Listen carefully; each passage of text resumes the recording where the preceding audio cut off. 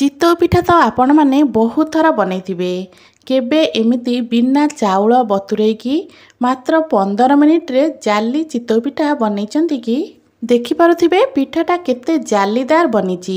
देखिबा पई जेतिकी सुंदर लागुची खाइबा पई मध्य सेतिकी सुआदिया।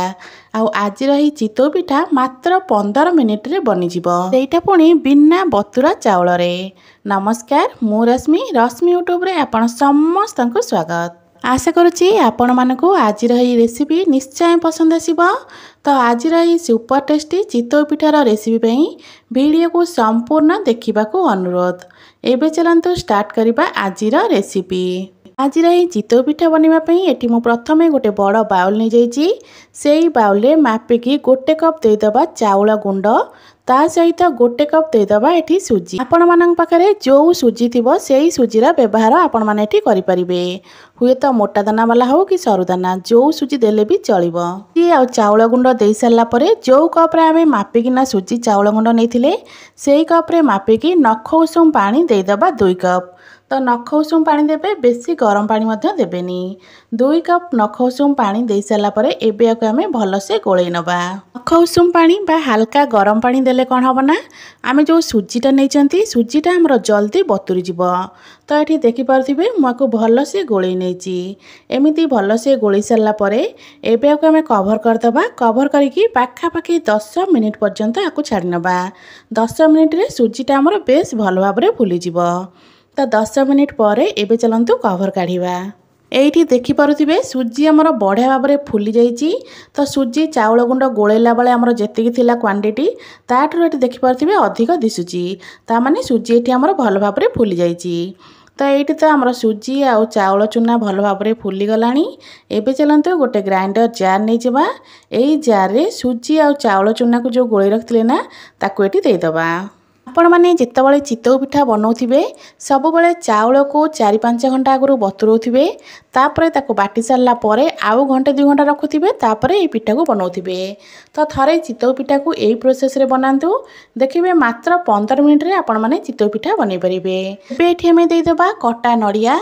मु एठी फाळे नडिया को पूरा पाती करी रखथिली। एई नडिया को एठी देई दबा। ता सहित एठी मु देई दउजी गोटे चामच ईस्ट। आपण माने ए ईस्ट जे कोनसी ग्रोसरी दुकान रो आराम से पाई जिबे। तो सब जिनस को देई सारला परे अल्प पानी देकी आकु पूरा चिकन करी बाटी नबा। तो देखि पारथिबे मु एठी को पूरा चिकन करी बाटी नेची। सब जिनस को पूरा चिकन करी बाटी सारला परे तो एबे चलंतु आकु गोटे बड़ बाउल को काढी नबा। तो एठी सोतुओ बा बैटर को मेटी गोटे बड़ जागा को काढी नेची। तो बैटर कंसिस्टेंसी देखि पारुथिबे एमिति ही रखिबे, ना ही आठू अधिक गाढ़ा ना ही आठू अधिक पतला। एमिति ही रखिबे पिठाटा पूरा मस्त बनिबो। आठू अधिक गाढ़ा सोतुओ को रखिदेबे तो पिठाटा टिके मोटा मोटा बनिबो, जोटा को खाइबा पे एते भल लागि न थाए।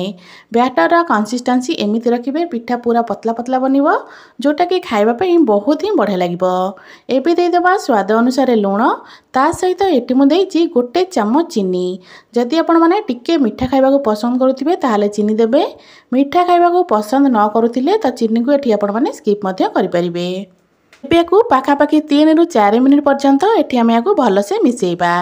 एठी मु कहि रखुची जदि आपण मानको आजिर एई रेसिपी भल लागे वीडियो को लाइक करिवे, शेयर करिवे। जदि आपण माने मो चैनल रे नुआ अछंती ताहाले प्लीज चैनल को सब्सक्राइब निश्चय करनेबे। तो एठी मु आकु भल भाबरे पाखापाखि 3 रु 4 मिनिट हेबो गोळेई नेची।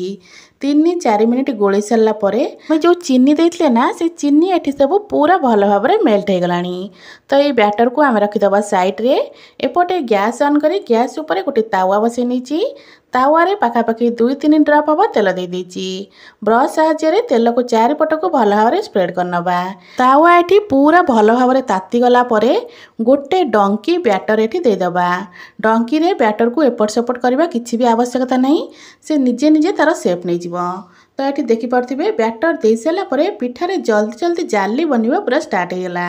मात्र 1 रु 2 मिनिट अपेक्षा करिवे। आ गैस रा फ्लेम को बिल्कुल मीडियम ही कर देथिबे। 1 रु 2 मिनिट परे एटी हमर जाली चितौ पिठा पूरा रेडी। ଆଜିର ଏହି ପିଠାକୁ ଆମେ ବିଲକୁଲ ବି ପଲଟେଇବାନି। ତ ଏଠି ଦେଖିପାରୁଥିବେ ପିଠାରେ କେତେ ସାରା ଜାଲି ଆସିଛି। ତ ଦେଖିବା ପାଇଁ ଯେତିକି ସୁନ୍ଦର ଲାଗୁଛି ଆଜିର ଏହି ପିଠା, ଖାଇବା ପାଇଁ ମଧ୍ୟ ବହୁତ ହିଁ ବଢ଼ିଆ ଲାଗିଥାଏ। ପୁରା ତୁଳା ପରିକା ନରମ ବନିବ। ତ ଏଠି ଆମର ପ୍ରଥମ ପିଠା ତ ରେଡ଼ି ହେଇଗଲାଣି। ତ ଏବେ ଚାଲନ୍ତୁ ଏଇ ପିଠାକୁ ଆମେ କାଢ଼ିଦେବା। ସେମ୍ ପ୍ରୋସେସ୍ରେ ଆଉ ଯାହା ବି ସୋଦୁଅ ଅଛି ସେଇ ସୋଦୁଅରେ ବଳକା ପିଠାକୁ ଆମେ ବନେଇ ନେବା। ତ ଦେଖିପାରୁଛନ୍ତି ନା ପିଠାରେ କେତେ ସାରା ଜାଲି ଆମର ଆସିଛି। ତ ଏବେ ଚାଲନ୍ତୁ ସେମ୍ ପ୍ରୋସେସ୍ରେ ସବୁଯାକ ପିଠାକୁ ଏଠି ମୁଁ ବନେଇ ନେଉଛି। ମାତ୍ର 1 ରୁ 2 ମିନିଟ୍ ହିସାବରେ ଆମର ଗୋଟେ ଲେଖା ପିଠା ଏଠି ପୁରା ରେଡ଼ି ହେଇଯିବ। ସବୁଯାକ ପିଠାକୁ ଗ୍ୟାସ୍ର ଫ୍ଲେମ୍କୁ ମିଡ଼ିୟମ୍ ରଖିକି ହିଁ ମୁଁ ବନେଇଥିଲି। ତ ଏଠି ଦେଖିପାରୁଥିବେ ସବୁଯାକ ପିଠା ମୋର ପୁରା ରେଡ଼ି ହେଇଯାଇଛି। ଦେଖିବା ପାଇଁ ଯେତିକି ସୁନ୍ଦର ଆଜିର ଏହି ପିଠା, ଖାଇବା ପାଇଁ ମଧ୍ୟ ସେତିକି ହିଁ ସୁଆଦିଆ। ଆପଣ ଏହି ପିଠାକୁ କିଛି ବି ତରକାରୀ ହେଉ ଚଟଣି ହେଉ ତା ସହିତ ଖାଇପାରିବେ।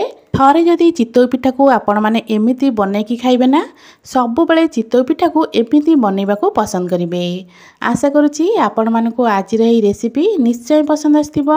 ପୁଣି ଆସିବି ଗୋଟେ ନୂଆ ରେସିପି ନେଇ। ସେ ପର୍ଯ୍ୟନ୍ତ ରହୁଛି। ନମସ୍କାର। ଜୟ ଜଗନ୍ନାଥ।